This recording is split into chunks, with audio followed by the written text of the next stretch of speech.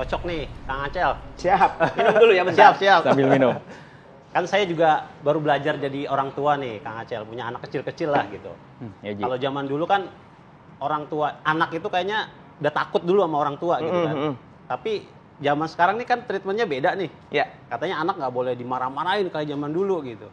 Ya. Tapi kadang kalau kita nggak tegas gitu ya. Kadang anak malah kayak ngelunjak gitu atau gimana. Ini treatmentnya gimana nih? Tipsnya atau gitu. Aduh, menarik sekali nih pertanyaannya, keren. Jadi anak ini memang di zaman sekarang dengan berbagai pengaruh ya. Tentu saja mereka juga melihat sisi kiri dan kanan. Tapi satu kuncinya, ya, kasih sayang. Pelukan seperti tadi Ustadz sampaikan, usapan, ajakan dan sebagainya ini akan menjadikan anak menjadi lebih lembut. Memang kita sering melihat bahwa anak-anak ini jarang sih dengerin kata-kata orang tuanya. Dia lebih dengerin anak-anak teman-temannya. Temen itu pengaruhnya luar biasa. Tetapi ketika temannya ini melakukan sesuatu, dia tidak pernah punya sesuatu yang disebut dengan kasih sayang dari temannya. Kasih sayang itu tetap dari orang tuanya. Makanya ada 4 hal kalau boleh saya utarakan. Yang pertama sebenarnya orang tua perlu menjadi orang yang mengadakan atau membuat afirmasi buat anak-anaknya. Anak kita ini nanti jadi anak soleh. Itu anak kita ini anak yang berbakti. Itu afirmasi. Jadi buatlah afirmasi sebanyak-banyaknya untuk itu. Yang keduanya perlu ada komunikasi gitu. Komunikasi ini antara orang tua dengan anak memang menjadi sesuatu yang harus diseringkan. Komunikasi ini komunikasi batin terutama. Karena kalau komunikasi lahir ya biasa aja sebetulnya memberi, tapi komunikasi batin itu kasih sayang bentuk. Nah, yang ketiganya sebetulnya bukan hanya itu, emosi. Jadi bertemu dengan anak penuh rasa, ada rasa gitu. Nanti juga akan kerasa, akan timbul. Dan yang berikutnya selain emosi itu adalah solusi. Anak akan senang ketika kita orang tuanya bisa memberikan solusi atas berbagai macam problematika yang dia dapatkan. Oke, konklusi saya tambahkan. Tambahin nih. Masalah itu sudah diketahui Rasulullah 1400 tahun yang lalu. Itulah sebabnya Nabi mengatakan, didiklah anakmu sesuai dengan zamannya. Zaman saya belum ada handphone. Betul. Zaman saya belum ada internet.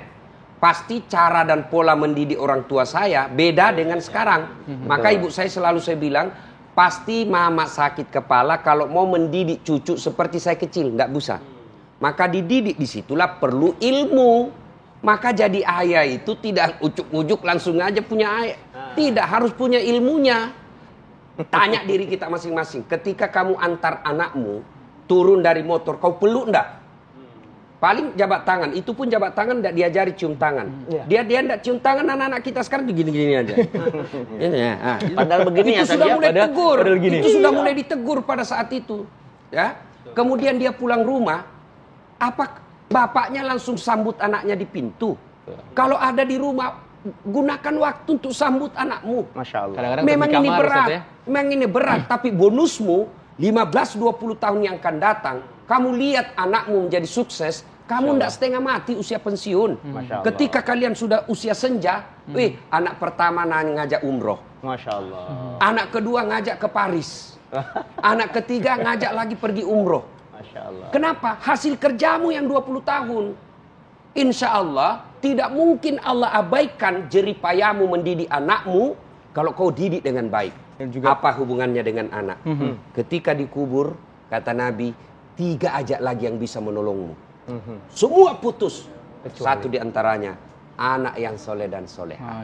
Biar kita berakit-rakit dahulu, tapi bersenang-senang kemudian. Masya Allah. Masya Allah, Kang Acel. Gimana nih keren. ngobrol perihal iman, biar kita bisa tadi yang seperti dibilang oleh Ustadz Dasat Latif, berakit-rakit dahulu kita bisa bersenang-senang. Ya, saya mengajak kepada para ayah di rumah dimanapun berada, mari kita buat stasiun